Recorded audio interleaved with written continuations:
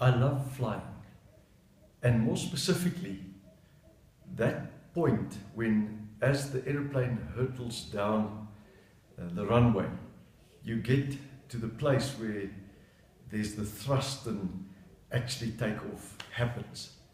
But in that moment, there's like a war going on. It's like a tussle between gravity and the law of aerodynamics. And it's as if gravity is fighting to keep that aeroplane on the ground, but the law of gravity cannot actually last because there's a higher law, the law of aerodynamics, that takes over, and there's liftoff, and it's exhilarating. That's why I like flying. But I think there's a lesson in there that we need to learn in life, that we need to ask God for help to understand the difference between facts and His truth. And if I can take it back to the story, it's a fact that there's a law called gravity. What goes up must come down. And that's a fact. You can't deny that fact. That's part of life.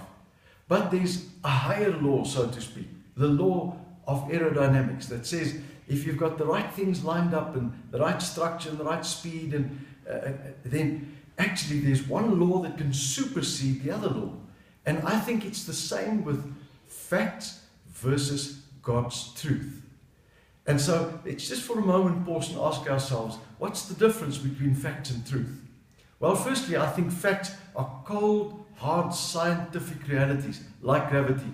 What goes up comes down.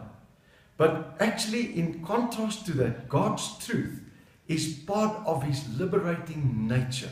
I'm not talking about just anybody's truth, but God's truth is part of His liberating nature, whereas facts are just cold, hard, scientific realities. And I think there's so many examples around us, actually. Just the fact that we need to put into our spirits and our hearts today is that we don't need to be trapped in our lives by the facts only. There's more to life than that.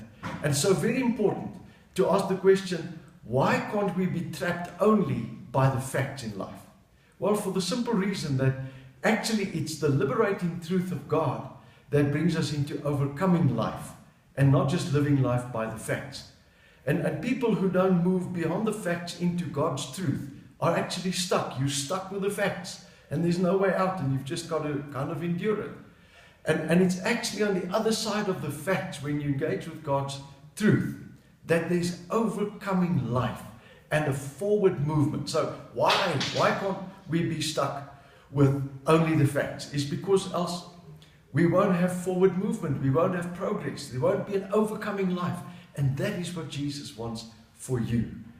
And so just think with me, playing on facts and God's truth, facts and God's truth. You may go to the doctor, for example, and they might diagnose you with a certain illness. They may say, yes, you've got this kind of sickness.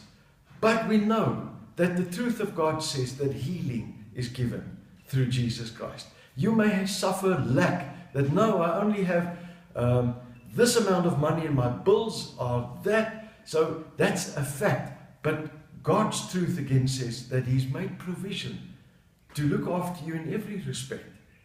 It's a fact that Christ died. He was nailed to a cross and He died. But the truth is that God's power and the Holy Spirit's power raised Him from the dead. And so, let's bring this just to a practical conclusion. We never deny the facts, but don't let the facts write the final chapter in your life. Face the facts and then turn to God and let His truth set you free and set you up for victory. Let truth always triumph.